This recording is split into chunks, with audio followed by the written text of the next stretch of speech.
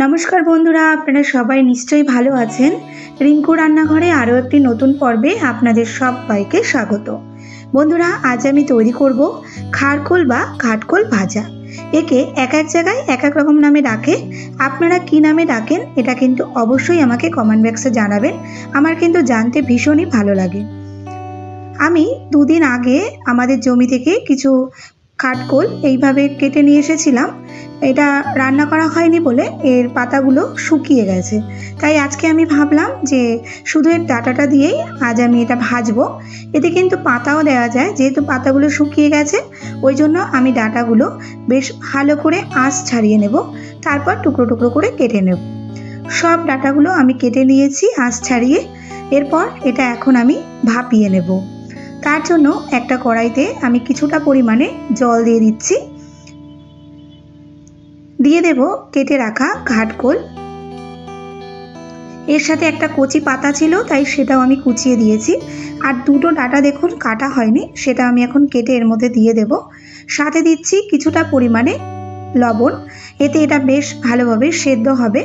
আর সেদ্ধ হলে কিন্তু এই খারকোল থেকে যদি কখনো গলা ধরার একটা ভয় থাকে তবে কিন্তু সেটা থাকবে না। একটু নাড়িয়ে চাড়িয়ে নিয়ে এখন এটা আমি ঢেকে 10 মিনিট ধরে সেদ্ধ করে নেব।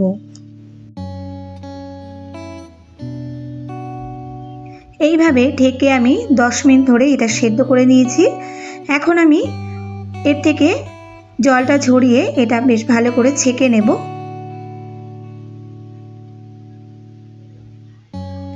তারপর এতে আমি যা দেব তা হলো কয়েকটা কাঁঠাল বীজ, যেগুলো ওপরের খোসাটা ছাড়িয়ে নিয়ে এখন বেশ ভালো করে কুচিয়ে নেব, যাতে এর সাথে ভাজতে ভাজতে এটা বেশ ভালো করে সেদ্ধ হয়ে যায়। এরপর গ্যাসে কড়াই বসিয়ে একটু গরম হলে তাতে দিচ্ছি 2 টেবিল চামচ সর্ষের তেল। তেল বেশ ভালো করে গরম করে নিয়ে গ্যাসের ফ্লেমটা মিডিয়াম রেখে তাতে দিয়েছি 3টে শুকনো লঙ্কা, হাফ চামচ কালো জিরে, 8-10টা রসুনের কোয়া যেগুলো আমি থেতো করে নিয়েছি, আপনারা কুচিও এটা দিতে পারেন। দিচ্ছি 2টো মাঝারি সাইজের পেঁয়াজ কুচি, আর দিচ্ছি কুচিয়ে নেওয়া কাঁঠালের বীজ।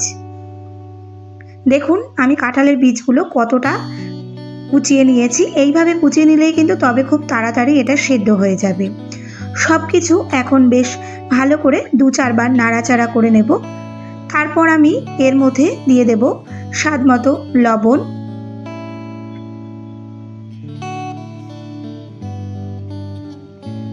ও হাফ চামচ হলুদ। লবণ ও হলুদটা দিয়ে এখন আমি ভালো করে মিশিয়ে নেব। খুব বেশি করে এইভাবে ভাজার কিন্তু প্রয়োজন নেই, এটা ঢেকে ঢেকে ভাজলে তবেই কিন্তু কাঁঠালের বীজটা বেশ ভালোভাবে সেদ্ধ হবে।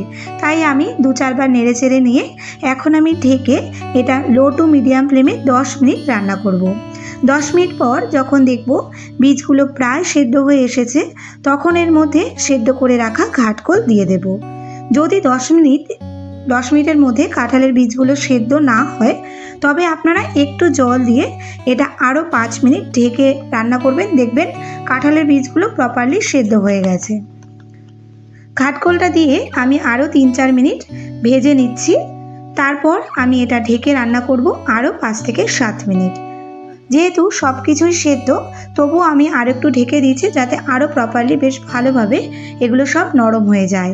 বন্ধুরা আপনারা যারা এখনও আমার চ্যানেলটি সাবস্ক্রাইব করেননি তাদের কাছে আমার রিকোয়েস্ট, আপনারা এই রকম নিত্য নতুন রান্নার ভিডিও যদি আরও দেখতে চান তবে আমার চ্যানেলটি সাবস্ক্রাইব করে আমার পাশে থাকবেন এবং পাশে থাকা বেল আইকনটি ক্লিক করে দেবেন যাতে আমার পরবর্তী ভিডিওর নোটিফিকেশানটি আপনার কাছে সবার আগে পৌঁছে যায়। বন্ধুরা দেখুন ঢেকে রান্না করতে করতে সব কিছুই কত ভালোভাবে সেদ্ধ হয়ে গেছে। এখন আরও একটু মাখা মাখা করে ভেজে নেব। এতে আর কোনো এক্সট্রা মশলা দেওয়ার প্রয়োজনই হয় না। এইভাবে ভেজে নিয়ে গরম ভাতের সাথে খেয়ে দেখবেন এটা কতটা সুস্বাদু হয়। একটু চেপে চেপে সব কিছু একটু ভেঙে দিয়ে নাড়াচাড়া করে ভেজে নিলেই তৈরি হয়ে যাবে কাঁঠাল বীজ দিয়ে ঘাটকোল ভাজা। বন্ধুরা আশা করি আপনাদের আমার আজকের রেসিপিটি ভীষণই ভালো লেগেছে। ভালো লাগলে একটা লাইক করার অনুরোধ রইল, সাথে শেয়ার ও কমেন্ট করতে কিন্তু একদমই ভুলবেন না। এখন তাহলে আসি বন্ধুরা, আপনারা সবাই ভালো থাকবেন, সুস্থ থাকবেন, দেখা হচ্ছে খুব শিগগিরই।